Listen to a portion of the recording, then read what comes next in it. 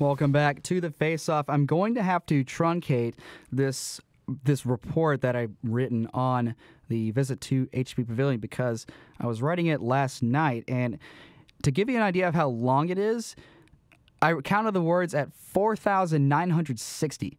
So, yeah, I'm going to have to truncate this if I want to finish the show on time and give DJ Nico time to do her show coming up at 1 o'clock. It is Fade to Sound. Anyway, without further ado.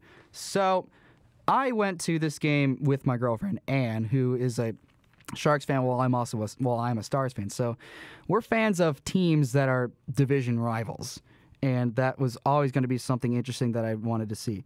And fair warning, this will be, while this is going to be truncated, this will be very long and a highly detailed segment.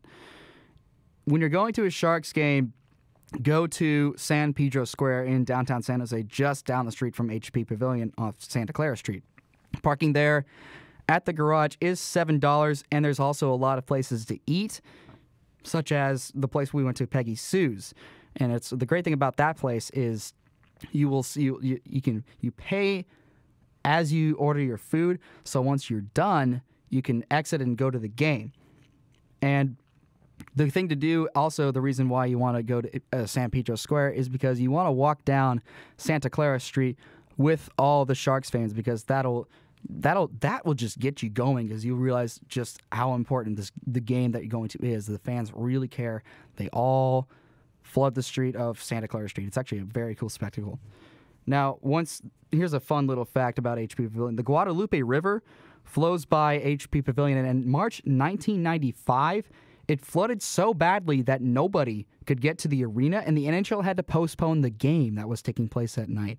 It is the only rainout in NHL history, so the more you know. Now, once you get inside the arena, the seal of the city of San Jose greets you as you enter the arena, which is actually very cool. I haven't seen that anywhere any other arena that I've been to. And HP Pavilion was constructed in 1993, so it's a little bit of an older venue. And there's only one concourse going throughout the arena, leading to both the 100 level and 200 level seats.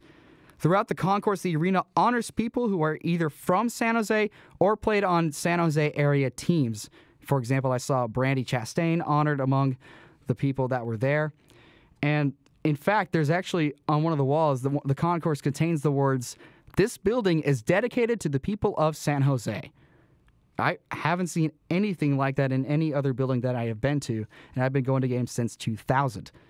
What became abundantly clear to me, though, was that there were not many Stars fans at this game at all. Fewer than I saw in LA and Anaheim for sure.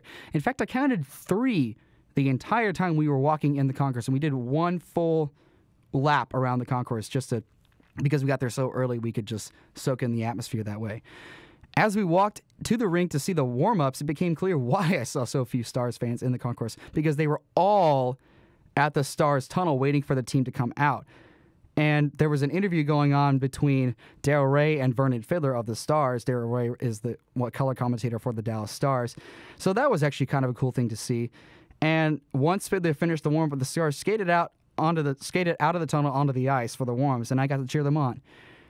Amazingly enough, this is the first ever time I had gone to a game early enough to cheer on the Stars as they entered the ice for the warm-ups, and I've been going to games, like I said, since 2000. I took a bunch of photos of that because that was something that I had never seen before, and being at a road venue to see this was pretty special. And when we were walking back to the concourse, I noticed a Stars fan wearing a Brendan Morrow jersey, but he put black tape over Morrow's name.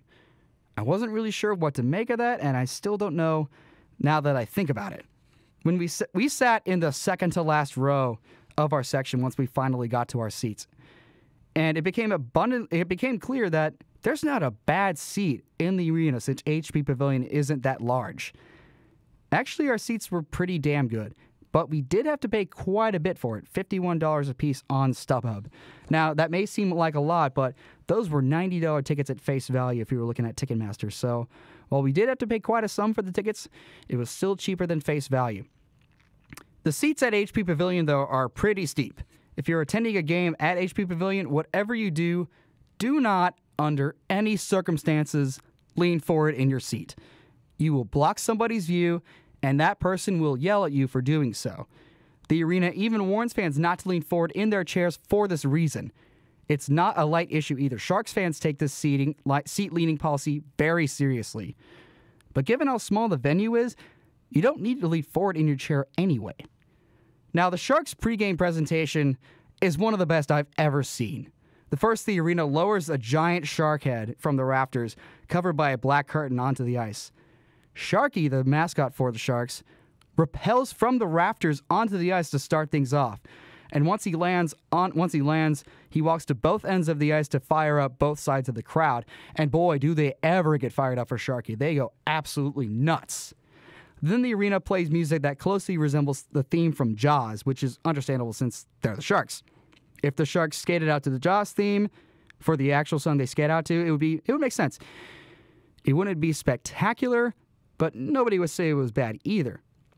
But they don't. The Sharks, while you're hearing the Jaws theme, suddenly Metallica's Seek and Destroy starts playing, and the roof blows off of the building. The curtain covering up the shark head is lifted up, revealing not only the shark head with the fog shooting out of its mouth and eyes flashing red, but also the San Jose Sharks.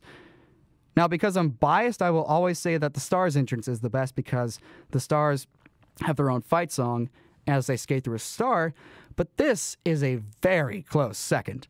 I strongly approve of the team's choice to play Seek and Destroy as they enter the ice.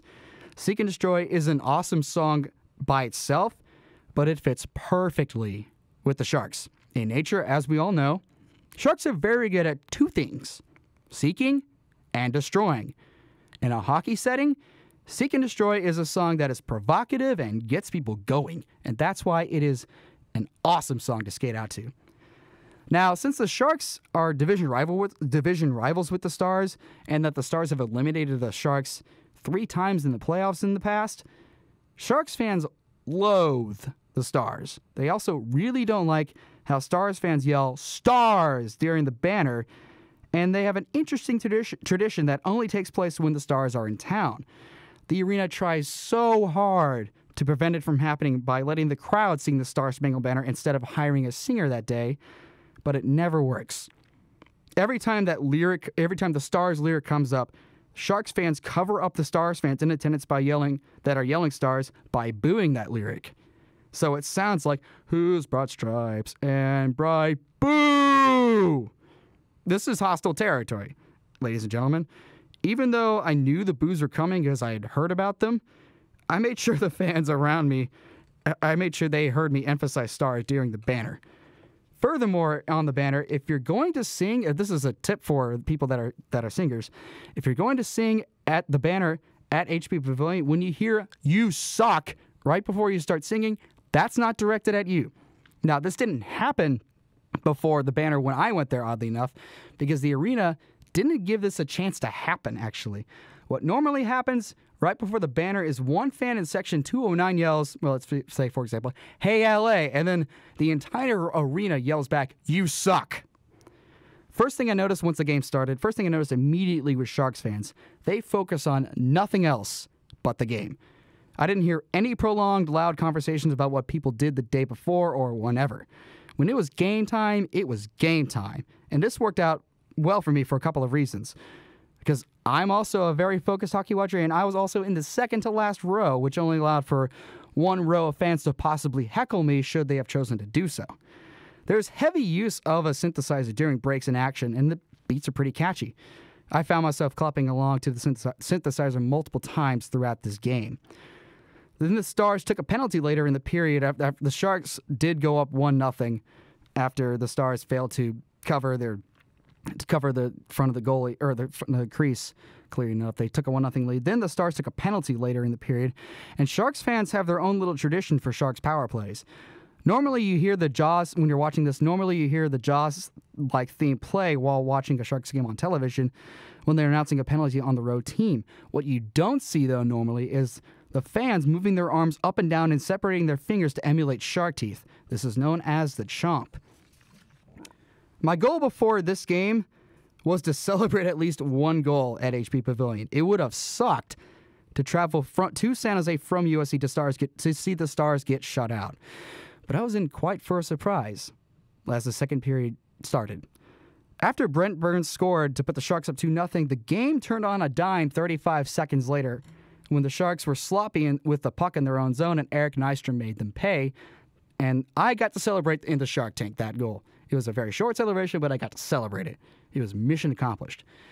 Then Alex Chason scored 26 seconds later to tie the game at 2-2, and I was a lot more emphatic in my celebration, but still knew not to rub it in to literally everybody around me because I am the only Stars fan in my section. I was the only person celebrating Alex Chason's goal, and it was empowering.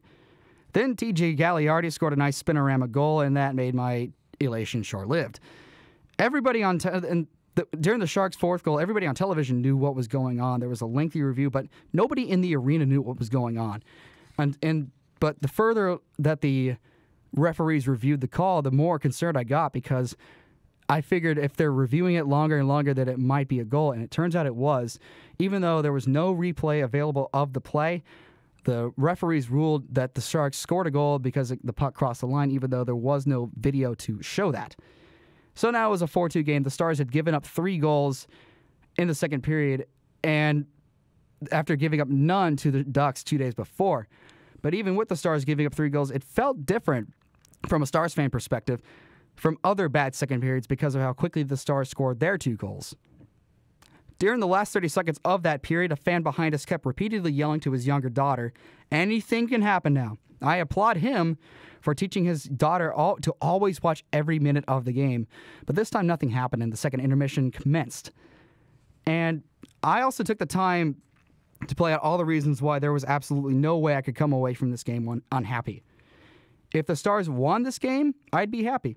If the Stars lost, they would fall deeper in the standings and therefore be closer to a higher draft pick. If the Sharks won, Anne would be happy, and when she's happy, that the day is always good because we were going to drive 6 hours back to USC, and this is extremely important for her to be happy. Little did I know I was about to see something spectacular. Sharks fans can blame Sharky for the Stars tying this game because as soon as he sat down in an aisle of our section, Alex Chason scored his second goal of the game. I'm not sure what came over me, but I didn't even yell when I stood up to celebrate. I blame Sharky for distracting me. Then 3 minutes later, Louis Eriksson tied the game, and once again I stood up to celebrate that goal, but didn't yell my excitement. This time, though, I nodded to myself and clapped to show my appreciation for tying a game that in a very unlikely fashion. And then right after that, Sharky left. The entire building was stunned. Later in that period, HP Pavilion pulled up a graphic of Sharky holding up signs that read, "Beat the Stars," and the arena started chanting that. I'm not sure if that's unique to the Stars, and I don't think it is, but I didn't see a chant like that directed at the Stars at either Honda Center or Staples Center. Perhaps the funniest moment was when a cameraman near the corner boards on the opposite side of me got on camera and decided to start dancing wildly while still holding the camera. I'm not sure if that's a staple at HP Pavilion, but it provided some much-needed comic relief from an intense game. Now, this game went into overtime, and the Stars had brought me back in yet again after making me think, okay, they're out of it. They had brought me back in. And then they played probably the most dominant 4 minutes of puck possession that I'd seen them play in a while, even though it didn't amount to a goal. And this game would take an infamous skills competition to settle this one. Jamie Benn scored the goal. Jamie Benn scored going my way, and it was the only goal scored in the shootout. So I had seen the Stars win at HP Pavilion, and my celebration was a bit short-lived because the person I was with, Anne, audibly or vocally showed her disgust with the outcome. So I snapped a picture of the scoreboard and back to my camera away. It was quite a long walk back to our car in San Pedro Square, and as I walked by on San Pedro Square, one Sharks fan yelled at me, "Hey, you better keep walking, Ott." I've learned to take heckling with a grain of salt, so that didn't really do much.